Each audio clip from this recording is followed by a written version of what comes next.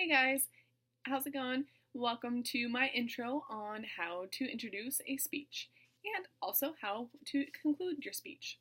Today we'll be talking about how the proper ways to do both, how to grab the attention of your audience and how to subdue that attention at the end of the speech after they've taken in all the information that you've given them. I have a few do's and don'ts as well as how to state what you would be talking about. And for a informative speech, there's a few things that you really do want to abide by and not necessarily just bypass.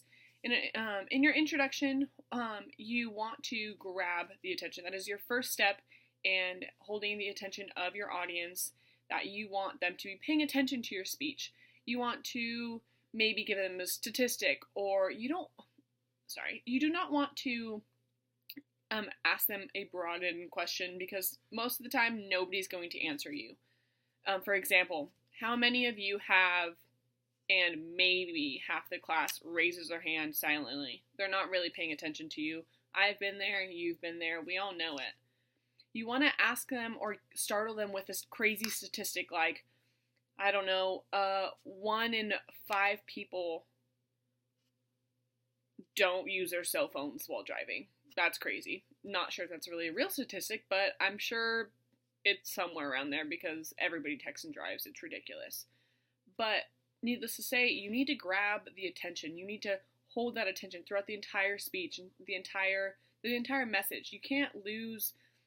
You can see too. You can see the instant people stop paying attention to you. They might look like they're paying attention, but most of the time, I've done it. They're staring right through you. They're thinking about something else. I've been working on that myself because I know it is important because if this person saying the speech is putting their time and hard effort into what they're speaking about. And we ourselves are actually most of the time having to take notes or reply to the message that's being said. I also know in the conclusion you need to hit, once again, at the very end, the 3 main points in the speech itself. You wrap it up, broadcast it to the audience one more time just so they can inform or they can grasp the whole message all together at the end. In the conclusion, you want to make it apparent that the information you were speaking about was important, that you're tying to all 3 points and you're making sure that the audience is aware of those 3 main points. As well, you can tie into, it's really important that you don't just short end your speech. Like a lot of people don't really know what to say at the end of the speech. Sometimes they just sit there and don't say anything. So they'll be talking about the speech, for instance, and say, let's think of an example.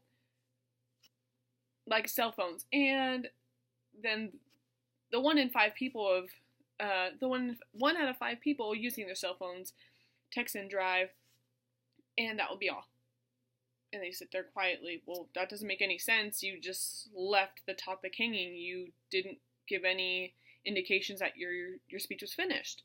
You really need to, especially in our new informative speech coming up that's due this week, we really should be practicing and informing those watching our audience what exactly we are talking about. Grab their attention, and within an informative, they really need to know they're getting new information. They have no idea what your topic is about and what you will be telling them.